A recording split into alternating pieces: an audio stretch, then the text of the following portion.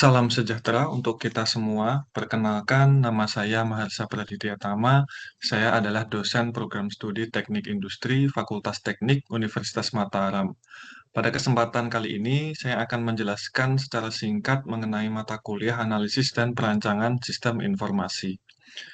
Pada mata kuliah analisis dan perancangan sistem informasi ini, mata kuliah dirancang untuk membekali mahasiswa dengan kemampuan menganalisis kebutuhan sistem pada suatu organisasi, serta merancang sistem informasi yang efektif, efisien, dan ergonomis.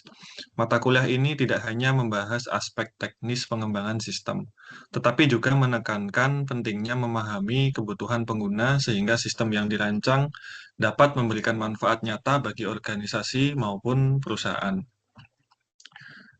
Setelah mengikuti perkuliahan ini, mahasiswa diharapkan mampu mencapai 3 capaian pembelajaran mata kuliah. Yang pertama, yaitu mahasiswa mampu menjelaskan konsep dasar dan peran sistem informasi dalam suatu organisasi. Lalu untuk CPMK yang kedua, mahasiswa mampu melakukan analisis kebutuhan sistem secara sistematis menggunakan teknik pengumpulan data. Selanjutnya, untuk CPMK yang ketiga, mahasiswa mampu merancang sistem informasi yang sesuai dengan kebutuhan pengguna, mulai dari pemodelan proses bisnis, perancangan basis data, hingga desain antarmuka yang memperhatikan prinsip ergonomi dan interaksi manusia dan komputer. Seluruh capaian tersebut mendukung kompetensi lulusan teknik industri dalam berpikir logis, sistematis, inovatif, serta mampu menyelesaikan permasalahan rekayasa yang kompleks. Materi pembelajaran disusun secara bertahap agar mahasiswa memperoleh pemahaman yang komprehensif. Materi perkuliahan diawali dengan pengenalan konsep sistem dan sistem informasi. Setelah itu, materi dilanjutkan dengan pembahasan System Development Life Cycle atau yang lebih dikenal dengan SDLC, yang merupakan kerangka pengembangan sebuah sistem. Selanjutnya, mahasiswa akan mempelajari analisis kebutuhan sistem beserta teknik pengumpulan data, kemudian melakukan pemodelan sistem menggunakan diagram alir data atau lebih dikenal dengan data flow diagram (DFD), lalu Unified Modeling Language atau UML, dan Entity Relationship Diagram atau IRD. Setelah memahami pemodelan sistem, mahasiswa mempelajari perancangan antarmuka berbasis prinsip ergonomi dan interaksi manusia komputer. Kemudian melakukan evaluasi usabilitas untuk memastikan sistem yang dirancang mudah digunakan oleh pengguna, efektif, efisien, dan memberikan pengalaman pengguna yang baik. Pada akhir semester, mahasiswa akan mengintegrasikan seluruh kompetensi yang sudah dipelajari sebelumnya melalui penyusunan proyek analisis dan perancangan sistem informasi. Dalam pelaksanaan mata kuliah ini menggunakan sistem pembelajaran blended learning atau campuran atau mixed method antara kombinasi pembelajaran luring dan daring. Perkuliahan tatap muka dimanfaatkan untuk penyampaian konsep, diskusi, presentasi, dan pendampingan penyelesaian studi kasus. Sementara untuk pembelajaran daring dilaksanakan melalui platform e-learning Universitas Mataram yaitu Belajar, Google Meet, ataupun Microsoft Teams dan media pendukung lainnya untuk pendistribusian materi, diskusi, pengumpulan tugas, serta pemberian feedback kepada mahasiswa. Dengan pendekatan ini diharapkan proses pembelajaran menjadi lebih fleksibel dan mampu meningkatkan partisipasi aktif mahasiswa. Metode pembelajaran yang diterapkan mengacu pada pendekatan Outcome Based Education atau OBE. Mahasiswa tidak hanya menerima materi melalui ceramah interaktif, namun juga terlibat dalam diskusi kelas yang aktif, berbasis case-based learning atau studi kasus, dan project-based learning atau tugas project. Melalui studi kasus, mahasiswa akan dilatih menganalisis permasalahan nyata yang dihadapi oleh suatu organisasi. Selanjutnya, melalui tugas proyek kelompok, mahasiswa mengembangkan rancangan sistem informasi mulai dari identifikasi kebutuhan hingga penyajian prototipe sebagai solusi terhadap permasalahan yang sudah diberikan. Pendekatan ini diharapkan mampu meningkatkan kemampuan berpikir kritis, komunikasi, kolaborasi, serta pemecahan masalah. Untuk penilaian pembelajaran pada mata kuliah ini akan dilakukan secara berkelanjutan menggunakan teknik tes maupun non-tes. Teknik tes digunakan untuk mengukur penguasaan konsep melalui tes tertulis, sedangkan teknik non-tes dilakukan melalui penilaian unjuk kerja, portofolio, penyelesaian studi kasus, penyelesaian tugas proyek, presentasi, serta partisipasi mahasiswa selama proses pembelajaran. Indikator penilaian mencakup ketepatan mahasiswa dalam menjelaskan konsep, melakukan analisis kebutuhan, menyusun model sistem menggunakan DFD, UML, dan ERD, merancang antarmuka berbasis ergonomi, mengevaluasi usabilitas, serta menghasilkan proyek sistem informasi yang sesuai dengan kebutuhan pengguna. Sistem penilaian menggunakan penilaian acuan patokan sesuai ketentuan dari Universitas Mataram dengan penekanan bahwa pembelajaran berbasis kasus dan proyek memiliki proporsi yang lebih dominan dalam penilaian akhir. Melalui mata kuliah ini, mahasiswa diharapkan tidak hanya mampu memahami teori analisis dan perancangan sistem informasi, tetapi juga memiliki kemampuan untuk merancang solusi berbasis digital yang efektif, berorientasi pada pengguna, serta mampu diterapkan dalam berbagai permasalahan industri dan organisasi. Itu saja perkenalan untuk mata kuliah analisis dan perancangan sistem informasi. Salam sehat, salam sejahtera. Terima kasih atas perhatian Anda.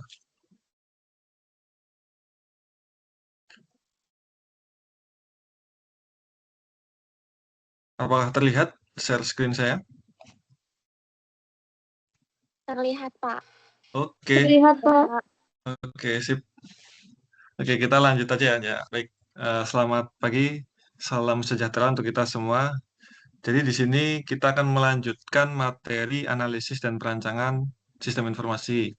Ini kita masuk ke materi evaluasi sistem. Setelah sebelumnya kalian belajar tentang konsep dasar sistem, lalu pemodelan sistem menggunakan DFD, ERD, lalu mempelajari tentang kebutuhan sistem, lalu sudah merancang antarmuka sistem sesuai kebutuhan pengguna. Nah, pada sesi materi kali ini kita akan mengevaluasi sistem atau bagaimana sih nanti Anda ketika merancang sebuah sistem informasi itu dapat mengevaluasi sistem tersebut sehingga sistem tersebut dapat berjalan secara berkelanjutan dan dapat dipakai oleh suatu organisasi tanpa ada kendala.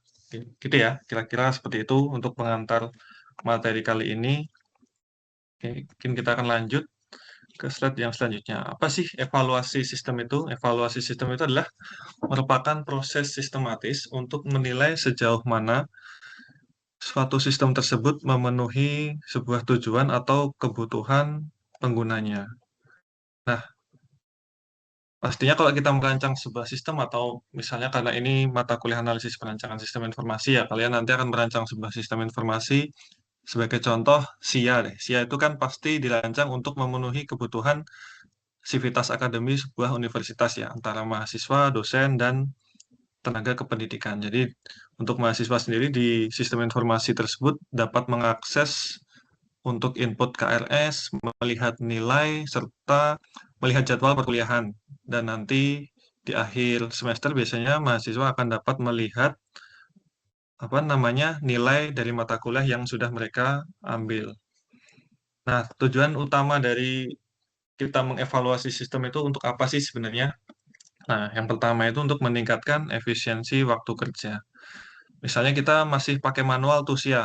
Nah, nggak kebayang kan pasti apa namanya kalau input KRS harus manual, pasti memakan waktu yang akan sangat lama. Lalu selanjutnya juga mengurangi tingkat kesalahan atau tingkat error. Nah, misalnya kita belum punya sistem informasi digital nih, masih manual itu pasti akan lebih banyak human error-nya. Yang digital aja masih banyak yang salah ya, apalagi pakai sistem manual. Ya, kurang lebih seperti itu. Lalu yang selanjutnya adalah meningkatkan produktivitas pengguna. Nah, jika dibandingkan dengan sistem yang manual, pastinya sistem digital ini lebih dapat meningkatkan produktivitas penggunanya. Misalnya manual membutuhkan waktu berhari-hari, tapi dengan menggunakan sistem digital kita dapat memangkas waktu itu menjadi lebih cepat. Nah, kurang lebih seperti itu. Untuk pengantar, kenapa sih kita harus melakukan sebuah evaluasi pada sistem? Izin Pak, suaranya tidak ada. Suara saya nggak ada ya? Ya, barusan saja. Kedengaran? Sudah Pak, kedengaran. Iya, sekarang sudah terdengar, Pak. Ya. Oke, sorry. Sebentar, berarti kita ulangin aja ya. Tadi kerekam nggak ya? Saya juga nggak tahu nih. Tadi pas awal-awal ada suara Pak, tapi Oh, ya setelah berarti saya kepencet apa namanya? Mute tadi ya. Oke deh, kita mute, lanjut aja. Mulai dari mana di kepencet mute? setelah evaluasi, ya pas ini Pak. Oke, kita lanjut. Baik. Jadi sistem yang baik itu harus apa namanya? Berdasarkan kita sebagai eh, orang teknik industri ya. POV teknik seorang teknik industri itu jika kita merancang sebuah sistem, biasanya kita akan mengedepankan aspek berikut, yaitu yang pertama adalah efisiensi waktu, yang pastinya untuk mengurangi apa namanya waktu dalam menyelesaikan sebuah tugas ya. Jadi kita dapat lebih efektif dan efisien serta meningkatkan produktivitas dalam bekerja. Lalu yang selanjutnya juga ada meminimalisir kesalahan atau error ya. Pastinya jika kita merancang sebuah sistem, pastikan antar muka atau penggunanya itu mudah digunakan, tidak membuat pusing penggunanya ya. Nah, kurang lebih seperti itu. Itu dapat mengurangi beban kognitif juga jika ditinjau dengan pendekatan ergonomi. Itu salah satunya. Gimana? Ada apa, Hilda? Resen, silahkan.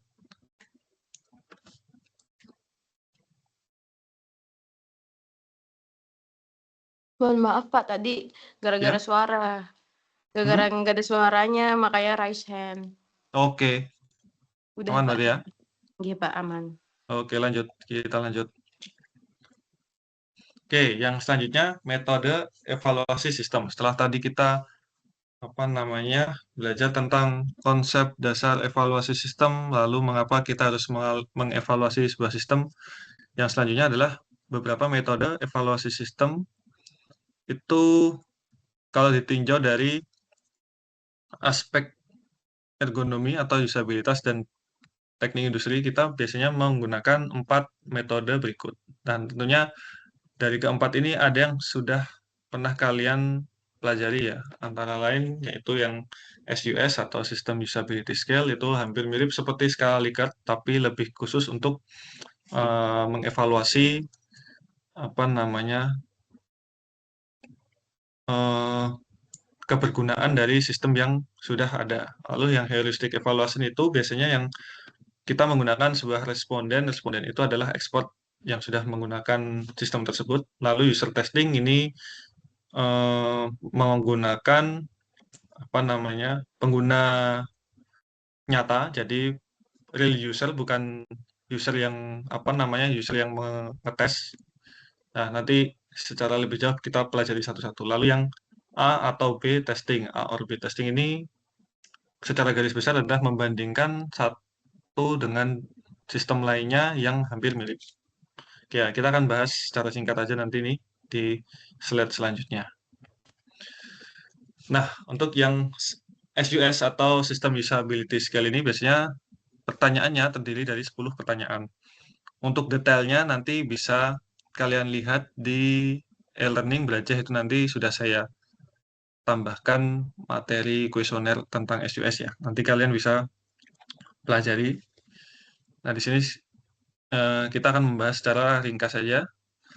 Biasanya skornya itu adalah 0 sampai 100. Jadi kalau misalnya nanti dari 10 pertanyaan itu terkumpul nilai kurang dari 68, berarti sistem tersebut menurut kuesioner SUS atau SUS ini berarti perlu perbaikan ya sistem tersebut. Namun jika masuk ke rentang nilai 68 sampai 79 berarti masih dapat diterima dengan apa namanya dengan beberapa mungkin yang masih perlu dapat di improve pada sistem tersebut. Nah, jika sistem tersebut mendapatkan nilai atau skor SUS 80 atau di atas 80, berarti sistem tersebut sudah sangat baik dalam mengakomodasi penggunanya. Nah, intinya seperti itu ya. Kurang lebih hampir sama seperti skala Likert ya. Kita mengumpulkan skor-skor dari pengguna yang mencoba atau menggunakan sistem tersebut. Ya, yang selanjutnya adalah heuristic evaluation. Heuristic evaluation ini evaluasi dengan menggunakan seorang expert atau pengguna yang sudah lebih sering menggunakan sistem tersebut atau pakar yang lebih sering menggunakan sistem tersebut ya. 10 prinsip Nielsen ini sudah kita bahas dalam pertemuan sebelumnya. Nanti kalau misal kalian ada lupa-lupa, silahkan buka di materi yang sebelumnya. Lalu ada mengidentifikasi masalah, ini sebelum diluncurkan ke pengguna atau sebelum kita nanti mendeploy sistem tersebut secara real time ya. Lalu lebih efisien dan cepat, karena kita tidak perlu menggunakan responden pengguna, karena respondennya bisa langsung expert dalam pengguna sistemnya. Jadi bukan pengguna yang masih awam, kita bisa lebih cepat menemukan kesalahan-kesalahan dalam sistem tersebut. Oke, lalu untuk yang user testing ini berarti kita akan mengambil responden itu menggunakan pengguna nyatanya. Maksudnya pengguna nyata itu bagaimana? Pengguna nyata itu ya pengguna yang akan nanti jadi target menggunakan sistem tersebut. Jadi bukan yang expert nih. Jadi yang masih nanti akan menggunakan sistem tersebut. Jadi kita akan mengobservasi perilaku penggunanya tersebut, lalu nanti mengumpulkan data baik kualitatif maupun kuantitatif, feedback verbal maupun feedback tertulis dari pengguna tersebut. Misalnya pengguna tersebut nanti mengalami mengalami gangguan kecemasan ketika menggunakan aplikasi tersebut. Bisa saja itu terjadi ketika pengguna tersebut tidak menemukan sebuah menu misalnya. Nah, itu biasanya mereka akan kebingungan. Nah, kurang lebih seperti itu ya. Untuk yang user testing ini kita akan menggunakan responden real user-nya. Jadi biasanya lebih banyak mendapatkan feedback yang sebelumnya tidak didapatkan dari pengguna expert. Nah, kurang lebih seperti itu. Oke, untuk yang selanjutnya adalah A/B testing. Ini bisa dilihat di sini itu ada kita membandingkan sebuah sistem yang hampir mirip ya. Ini yang sebelah kiri ini bisa kita cek kan, ini sepada ya, daring yang sebelumnya kita gunakan, lalu yang sebelah kanan ini adalah Brajah yang sekarang kita gunakan. Hampir mirip, tapi ada beberapa perbedaan ya. Mana yang lebih baik? Nah, itu tergantung juga kan. Nah, A/B testing ini bisa kita gunakan sebagai acuan ya. Bukan untuk menentukan mana sistem yang lebih baik misalnya, atau mana sistem yang lebih buruk. Jadi ini sebuah komparasi untuk ada beberapa macam alternatif sistem yang dapat kita gunakan. Nah, kurang lebih seperti itu. Oke, nah ini untuk perbandingan metode evaluasinya. Bisa kita lihat untuk metrik pelaksanaan, biaya, waktu, dan data itu ada plus minusnya untuk masing-masing metode ya. Kita bisa melihat di tabel ini. Bagaimana kita akan menggunakan sebuah metode itu tergantung lagi kembali ke kasusnya. Kita akan mendapatkan data yang seperti apa. Kalau kita ingin mendapatkan data yang pure kuantitatif, hanya berupa skor atau nilai, kita bisa menggunakan SUS langsung ya. Tapi kalau kita ingin mendapatkan misalnya masukan-masukan atau feedback dari pengguna berpengalaman atau expert, kita bisa menggunakan metode heuristic evaluation tadi. Lalu kalau kita ingin mencari masukan dari real user atau pengguna nyata nanti sistem tersebut, kita bisa menggunakan pengguna yang masih awam dalam menggunakan sistem tersebut. Itu biasanya pasti feedback-nya lebih banyak dan lebih aneh-aneh biasanya. Karena pengguna kan baru nih, nggak tahu sistemnya apa, biasanya apa aja yang mereka rasakan biasanya di input atau dituliskan sama mereka ya. Nah, lalu yang terakhir ini ada yang A/B testing tadi ya, yang kita membandingkan satu atau beberapa sistem informasi yang mirip. Oke. Nah, untuk proses evaluasi sistem ya tentunya kita yang pertama adalah melakukan perencanaan dulu. Perencanaan itu ya untuk menentukan nanti akan dievaluasi menggunakan metode apa sih, lalu respondennya siapa dan sebagainya. Lalu yang selanjutnya adalah pengumpulan data. Nanti mau pakai kuesioner SUS ataukah pakai responden langsung, nah itu tetap harus kita rencanakan. Lalu yang selanjutnya adalah menganalisis dari data yang sudah kita kumpulkan tadi. Yang selanjutnya, rekomendasi perbaikan sistem. Nah, rekomendasi ini bisa berupa tadi, misalnya kita mendapatkan skor SUS, misalnya kurang baik nilainya, kita bisa improve berdasarkan masukan dari pengguna juga. Kurang lebih seperti itu. Dengan diadakan proses evaluasi sistem ini, sistem yang sudah kita buat atau yang nanti akan digunakan oleh sebuah perusahaan itu akan digunakan secara berkelanjutan. Jadi tidak ada nih, misalnya sistem A, kita sudah bikin sistem A nih, jelek, kita bikin sistem B aja deh, yang sebetulnya itu mirip, tapi memilih membuat sistem baru dibandingkan mengembangkan yang sudah ada existing-nya. Nah, itu kan sebuah, apa ya, kalau di industri itu sebuah waste ya, sia-sia kalau menurut ini ya, menurut POV teknik industri ya. Sebenarnya kan bisa kita kembangkan saja yang sudah ada dan ditambah-tambahkan fitur-fitur yang diinginkan. Ya. Oke, kurang lebih seperti itu. Ini evaluasi dalam perspektif teknik industri yang sudah kita sampaikan tadi untuk mengefisiensi proses, mengurangi waste, lalu mengurangi kesalahan serta meningkatkan produktivitas. Oke, mungkin yang selanjutnya ini ada diskusi, tapi sepertinya diskusinya ini nanti apa namanya, Anda membuat dulu di rumah atau nanti saya upload di Belajar. Nanti sebelum diskusi di pertemuan selanjutnya, kalian sudah membuat analisis tentang tugas diskusi ini. Jadi nanti di kelas kita akan mendiskusikan tugas yang sudah kalian buat di rumah. Oke. Sebelumnya mungkin ada pertanyaan dulu sebelum kita menutup pertemuan ini. Ada yang mau ditanyakan dulu?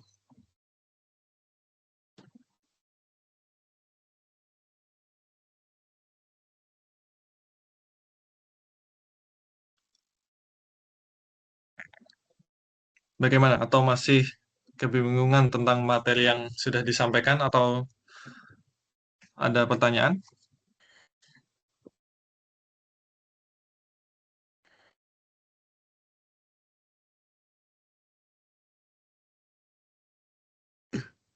Sudah cukup jelas, Pak. Jelas ya, soalnya seperti Fran ini sedang membuat proyek sistem informasi juga ya, sepertinya ya. Iya, Kalau nggak salah betul, ya. Pak. Ya, sip. Saat melakukan pengembangan sistem informasi itu melakukan tahapan-tahapan dengan pendekatan teknik industri nggak? Atau ya sudah bikin aja dulu atau gimana? Eh, untuk penerapannya sebenarnya dimulai dari testing dulu apakah sistem yang kami miliki itu sebenarnya sudah bisa memberikan informasi untuk